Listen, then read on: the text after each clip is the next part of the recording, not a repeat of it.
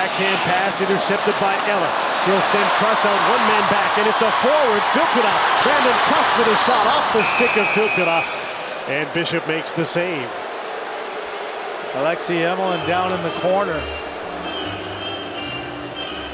And away from the play, Steven Stamkos and he were tied up. Puck going back the other way, but happy to have a whistle. Oh, turning away, both of them turning up. Oh yeah, shoulder to the head and down he went. Galchenyuk with the best chance. Official was right there, didn't make the call.